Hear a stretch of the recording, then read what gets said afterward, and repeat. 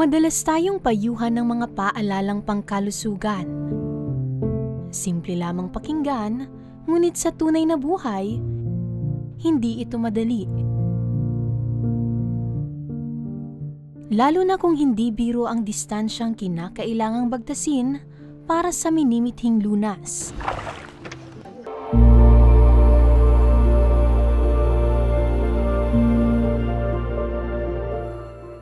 Ako po si Maricel Dagsil, taga Mangkaw, Rapu-Rapu, Albay, 45 years old. At ito naman po yung aking anak na si Benmar. Hinihingi ko po sana na matulungan niyo po ako. Ma-operaran po ang kanyang puso dahil po wala po kaming perang pangpagamot sa kanya. Nang makarating sa aming programa ang panawagan ni Maricel Dagsil, na mula pa sa Mangkaw, Rapu-Rapu, Albay, ora mismo naming tinungo ang kanilang lugar.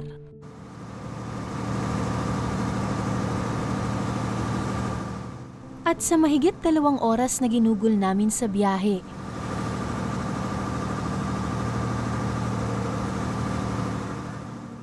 sa wakas ay narating din namin ang isla ng Mangkaw.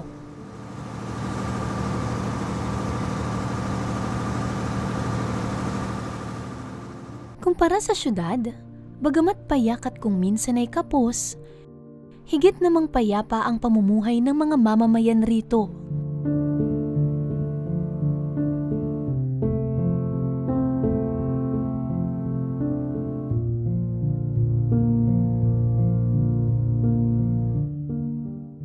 Kapansin-pansin din ang kaliwat ka ng pagpapalaot ng mga mangingisda.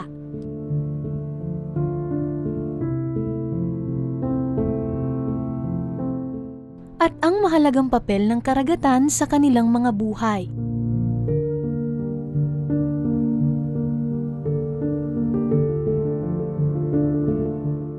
Sa pagdaong ng bangka, agad naming namataan ang 2 sa mga kapatid ni Benmar. Bakas sa kanilang muka ang pinaghalong tuwa at hiya. Ngunit ganun pa man, sila mismo ang umakay sa amin patungo sa kanilang tahanan.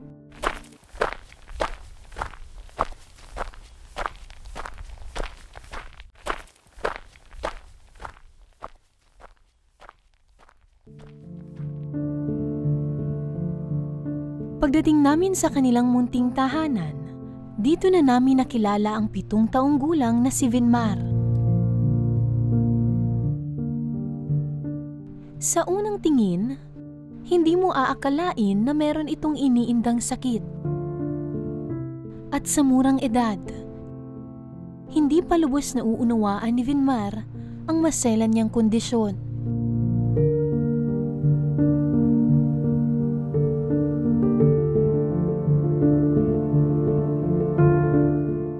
Noong 3 months po si Benmar, na-confine po siya sa tabako sa isang ospital. Tapos, di naman po siya doon gumaling sa pinunta namin na ospital. Bali po, nag-transfer po kami sa BR. Tapos, doon po, na-confine siya sa BR. Tapos, sa ilalim po siya sa DR ko. Doon niya po nalaman ko na mayroon daw po siyang butas ang puso. Mula po nun, yun na yun, ma'am. Lagi na meron siyang maintenance. Binigyan ko ng doktor ng maintenance para daw po in case na hindi pa siya na-operaran, hindi siya masyadong nakakatakot. Bali po nung siya, pang-4 na taon na siya, ma'am. Hindi ko na po siya na pa-check upan doon sa BR kasi po nag-pandemic. Doon na yun, ma'am, natigil yung gamot niya. Tanggap mo naman po, ang may sakit po, ma'am, sa puso. Minsan bigla na lang silang namamatay. Tapos dapat daw po, tanggapin ko po kung anong mangyari sa bata. Masakit po, ma'am. Kaso lang minsan, pinaglalaban ko po talaga siya na gusto ko po siyang mabuhay. Ika-9 sa 10 magkakapatid si Benmar. At ito marahil ang isang dahilan kung bakit hirap ang kanyang pamilya na punan ng kanyang pangangailangang medikal. bilang magurang po, baga, gusto mo, dahil mong magurang na hiling unta sa akit ang nagtitios kang hilang. Kung may kakayanan mo sa kang magurang, pwede mo. Dahil nagkutak kami mahagad kisarong bagay na makitabang. Dahil lang, siyempre ma'am, pag-iisip ko nga. So, dahil mga kaya. Pangingisda ang tanging hanap buhay at pinagkukunan ni Tatay Vicente ng kanilang pang-araw-araw na konsumo. Tuwing umaga naman kalimitang pumapalaot si Tatay patungo sa kanilang bunuan.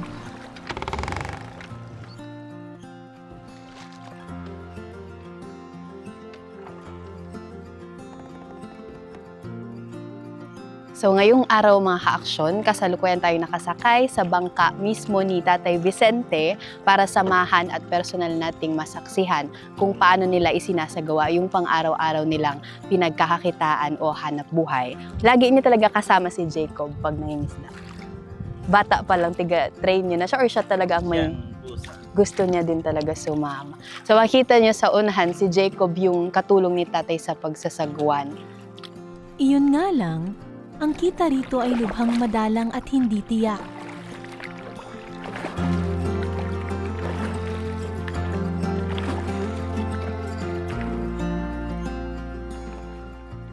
Kung i-estimahin po, Tatay, mga ilang minuto kayo kanina? Alate. So sa 30 minutes, ganito yung nakuha nila ngayon. Kasi hindi talaga sigurado yung dami, kung gano'ng karami, kung konti ba ang huli. Parang kumbaga, swertihan kung maraming mahuli. Ngayon, ito daw, pang ano na lang to, Tatay? Pag mga ganito karami, pang ulam na lang to. Hindi siya mabebenta kasi nga konti lang.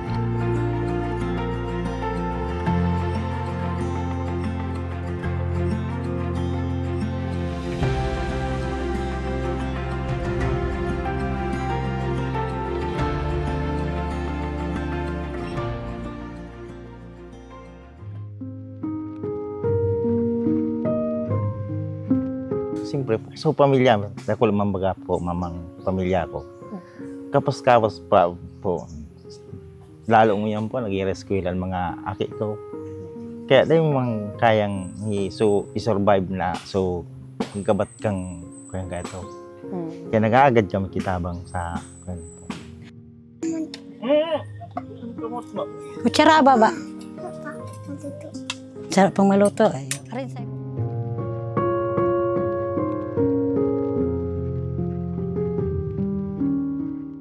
Ang nakatatandang kapatid ni Vinmar na si Cherry Ann ang kauna-unahan sa kanilang magkakapatid na nakapagtapos ng kolehiyo. Maagang namulat kung paanong naging balakid ang kawalan ng sapat na salapi para sa tuloy-tuloy na pagpapagamot ng kanyang kapatid. So one time po na inaagapan po sa tugang ko. Tapos syempre po, kurang wara po kami ka ito. Ito sa time na napabayaan si Boy. Uni nagparaabo po siya. Tapos so as in nagpipiriot na po baga so paghangos. Tapos kinaipuan po talaga siyang darahon na sa BRTTH. Bako na po sa Siga. Nadipisilan po kami. Lalo ang hilang po kaya kang tugang ko. Sensitibo po baga. So, syempre, pag nagkakahilang po siya, kaipuan dagdag na panggasto sa bulong, pagpa-check up. Bilang panganay man, garing maka-pressure man ta. Lalo na, dahil man pong maray na trabaho si na papa, tapos si mama. Pero, na pag-isip-isip ko mo po, blessing man po, baga na dakol ang magturugang, lalo na pag gabos na nagtatarabangan.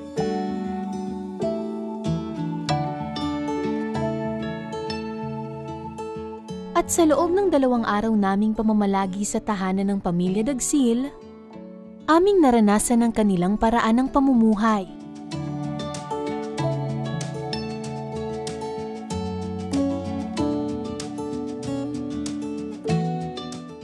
Lalo na ang espesyal na trato ng mag-anak kay Vinmar dahil sa kondisyon nito. Ang kinaibahan talaga ma'am ni Vinmar kumpara sa mga tugang niya baga ma'am na may diyang hilang. Siya talaga ma'am, bawal talaga siya ma'am apagal. Pigubantayan ko talaga siya magparadalagan. Gusto niya man nga baga ma'am magkawat. Kung anong gusto kang tugang niya, muyayang arugong. Kaso lang talaga ma'am, bawal talaga siyang mapagal. Pigbabantayan ko talaga sa Vinmar na rin magparadalagan.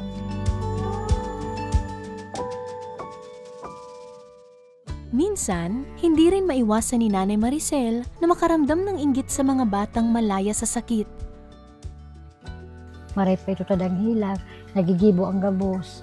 Pero samantala si Binmar, sabi ko, dahil pwede talaga, may hilang siya. So sabi ko, bakit sa dinami-dami pa ang sakit at saka si Binmar pa, bakit yung pinaka-masilang pang sakit ang nandyan sa kanya. Sabi ko, sana kahit kung okay lang yung normal lang na sakit, bakit po, sabi ko, sa puso pa.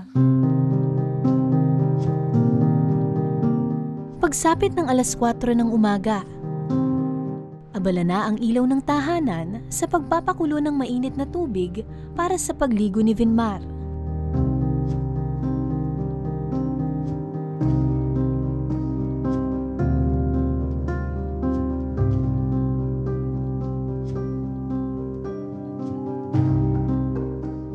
At kumpara sa kanyang mga kapatid na ilang metro ang layo ng nilalakad upang makapasok sa paaralan, si Vinmar ay atid sundo ng motorsiklo o habal-habal dahil bawal itong mapagod.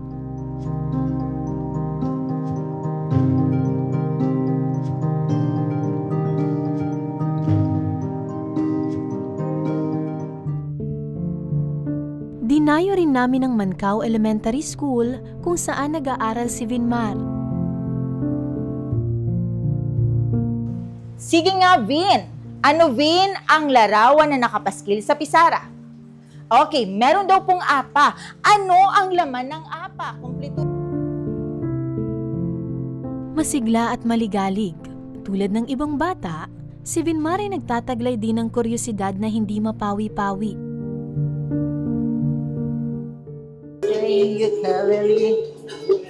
To the left, to the right, jumping down into the... Si Vin po, bale, magalang, mabait, malambing. Bilang teacher, masaya ako na, kumbaga, family-oriented siya, na ituro sa kanya ng kanyang mama na maging magalang sa teacher.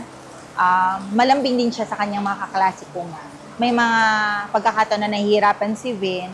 And dahil sa kanyang case, kumbaga, kinokontrol ko minsan na huwag mapagalitan si Vin kasi hindi nga po pwedeng, kumbaga, masaktan siya. Active naman po siya, ma'am, katulad ng ibang bata. Kaso, yun nga, kumbaga, ako na mismo yung nagde-decide na i-exempt siya sa mga activities sa tulad ng laro. Sabi ko, Vin, kapag meron kami, ma'am, na halimbawa, mass demonstration, hindi ko na siya, ma'am, pinapasali. Kahit willing siya, sabi ko, Vin, hindi ka na pwedeng sumali kasi mapapagod ka. Pero minsan, ma'am, hindi nga maiiwasan kapag nagko-practice kami, sumasabay pa rin po si Vin. Kasi active naman po talaga siya, ma'am. Kaso, pag hinawakan mo lang talaga, ma'am, yung part dito sa my heart niya, talaga, ma'am, iba po talaga yung tibo. Yung prayer ko po, ma'am, yun talaga. Kung maging possible talagang maoperahan po si Vin.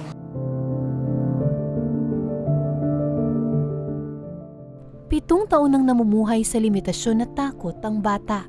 Ngunit hanggang ngayon ay palaisipan pa rin kung kailan nga ba maisasagawa ang kinakailangan niyang operasyon.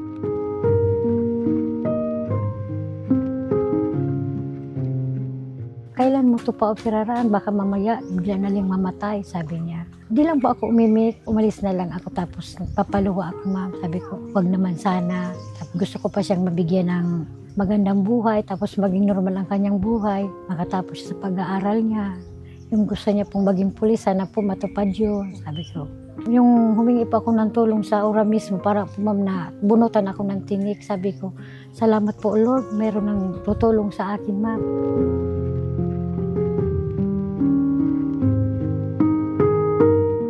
Ngayong papalapit na ang Kapaskuhan, ang tanging dasal at hiling ng mga nagmamahal kay Vinmar ay ang kanyang paggaling at matagumpay na operasyon.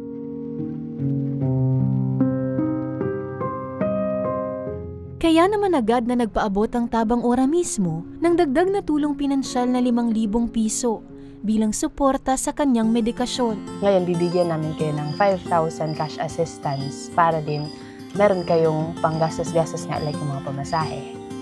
So, pinadala po ito sa amin galing sa program, pinapabigay po sa inyo. Ay, thank you po. From Tabang Ora Malaking mismo tulong na po. po ito, ma'am, sa Tabang Ora mismo, kundi po sa inyo. Baka po hindi pa namin papagamot si Vinmar.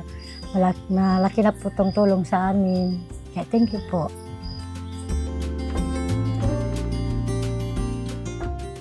At mula sa Mancao, Rapu-Rapu, Albay,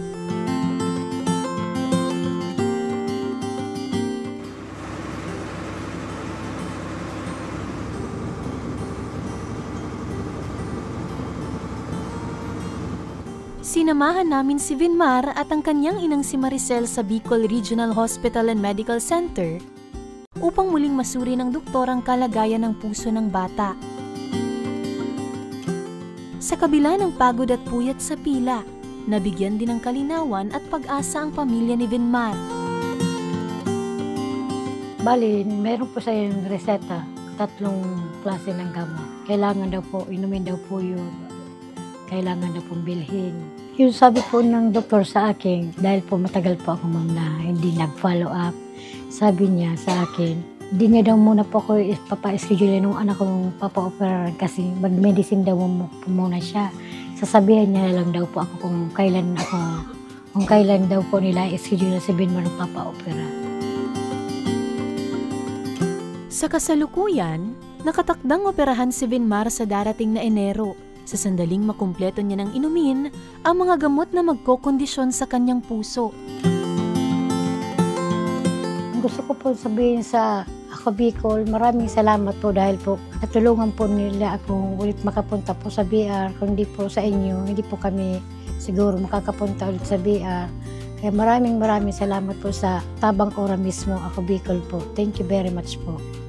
Walang dudang hindi matutumbasan ng kahirapan ang lakas ng pusong naghahangad ng paghilo.